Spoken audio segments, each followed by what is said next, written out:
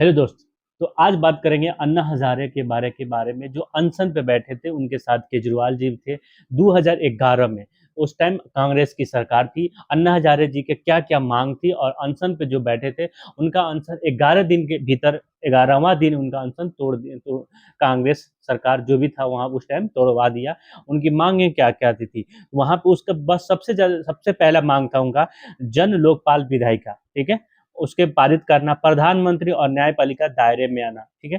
तीसरा मांग था जांच एजेंसी द्वारा स्वतंत्र, जांच एजेंसी जो भी थी उसकी स्वतंत्र होनी चाहिए। फिर उसके बाद से समय सीमा के भीतर काम होना, सीमा के भीतर सब काम होना। उसके बाद से एक लास्ट विश था उनका कि जो भ्रष्टाचार को उजागर करते हैं उसकी सुरक्षा सरकार दे, क्योंकि उनके जानलेवा हमला ना हो। जैसे कि अभी कुछ दिन पहले पत्रकार लोगों पे हमला हुआ था, ये पत्रकारों लोगों को बचने के लिए उस पर सरकार जो भी भ्रष्टाचार से उजागर करते हैं उन लोगों को रक्षा दे सरकार। लेकिन इस बिल को पारित करने के लिए ये बिल पारित हुआ 2013 में पारित हो गया। लेकिन अभी हमारे सोनम वांगचुक जी ने अनशन पर बैठे हैं। आज उनका सोनम वांगचुक जी का 14वां दिन हो गया, अभी तक सरकार कुछ नहीं किया है। मैंने एक एक एक मैंने वैज्ञानिक है वो क्या दिए हमारे देश को। सबसे पहले सोनम वांगचुक ने क्या क्या हमारे देश को दिए ये जान लीजिएगा अगर, तो आप लोग को मतलब उनसे प्रेम, उनसे बड़ा देशभक्त कोई है नहीं, क्योंकि वो इतना बड़े वो सब छोड़िए, वो उनके ऊपर थ्री इडियट मूवी भी बनी है। और उसके बाद से सोनम वांगचुक जी विज्ञान के दाता हैं, साइंटिस्ट हैं। उसके बाद से ले लद्दाख के बारे में, आर्टिकल 6 के बारे में बहुत सारा उनको ने बहुत सारा लड़ाई किया है। शेड्यूल 6 के बारे में बहुत सारा लड़ाई लड़े हैं। लेकिन वो सबसे पहले आज 14वां दिन हो गया, आज तक भी अभी सरकार हमारी उन पे अनशन की तोड़वाने नहीं पाई और वहाँ पे लोग भी नहीं पहुँच रहे हैं। जो भी मैं चाहता हूँ कि आप लोग भी अकाउंटेबिलिटी चाहने के लिए सरकार को टैग करें और उसके बाद से 20 तारीख को हम सोनम वांगचुक जी की ओर से है कि जनता संसद को घेराव करना। बट मैं प्रेयर करता हूँ, दिल से प्रेयर करता हूँ सोनम वांगचुक जी की हेल्थ अच्छा रहे।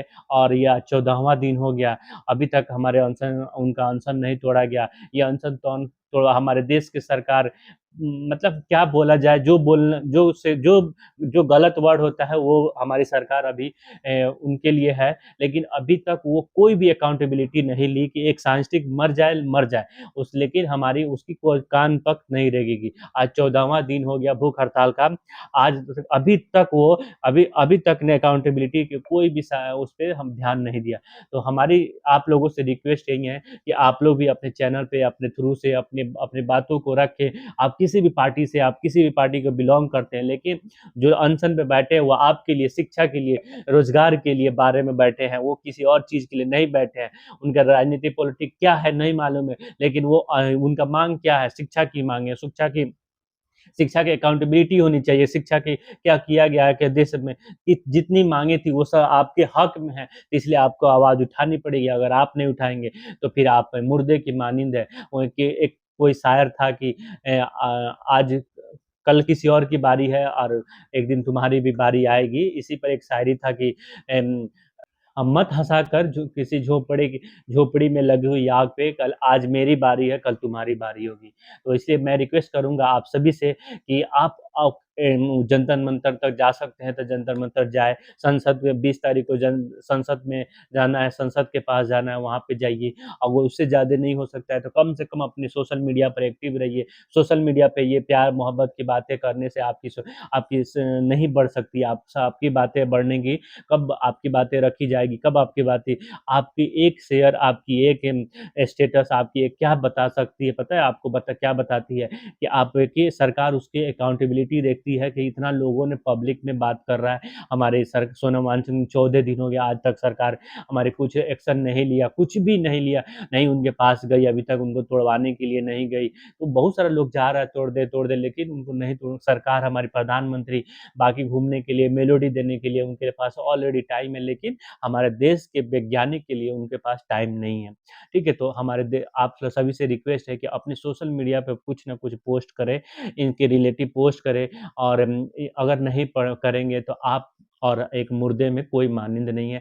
आप अपने बुजुर्गों को आपसे आपने सुना होगा कि हमारे बुजुर्ग, हमारे परदादा ये नहीं किया है, तो आपसे अगर आपकी औलाद पूछेगी, आपकी नस्लें पूछेगी कि आपने अपने देश में क्या किया? जब आपके टाइम में जब देश बेरोज़गार हो रहा था, बेरोज़गारी से मर रहा था, एजुकेशन से मर रहा था, तो आपने क्या किया? और उसे आपने उसके पास अकाउंटेबिलिटी कहाँ रखी? आपने क्या उसके देश के लिए किया? तो आपसे जब पूछी जाएगी तो आप मुँह बंद रख के रखेंगे।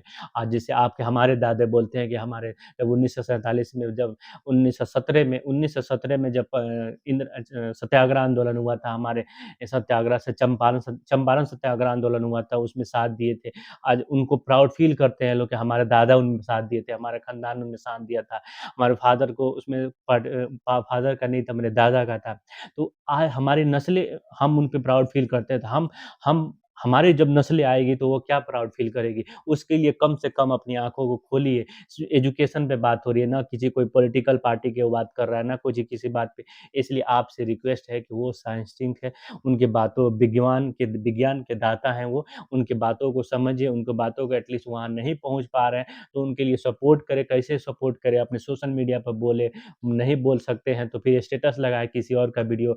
ये नहीं कि आपके किसी और की बात करने वाले किसी और पॉलिटिकल पार्टी के से हैं तो आपने स्टेटस नहीं लगाएँगे, लगा देंगे तो ये हो जाएगा। ये कुछ नहीं, सबसे पहले हमारा देश है, सबसे कोई भी पार्टी हमारे लिए कोई पहले नहीं है, सबसे पहले हमारा देश है।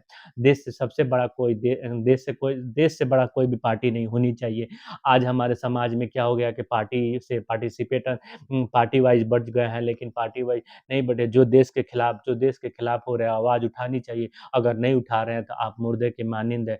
वहीं लास्ट बात मैं आपसे यही कहूँगा कि आपके आपके पूर्वज की आपकी कुछ कहानियाँ बताई जाती होगी, तो आप भी अपने आने वाले नस्लों को कहानियाँ बनाने के लिए, बताने के लिए कुछ छोड़ के जाइए, नहीं तो फिर मुर्दे के मानिंद ही आप जाइए और एक अंधभक्त कहलाते हुए ज़रूर जाइएगा। ऑल द बेस्ट फ्यूचर के लिए।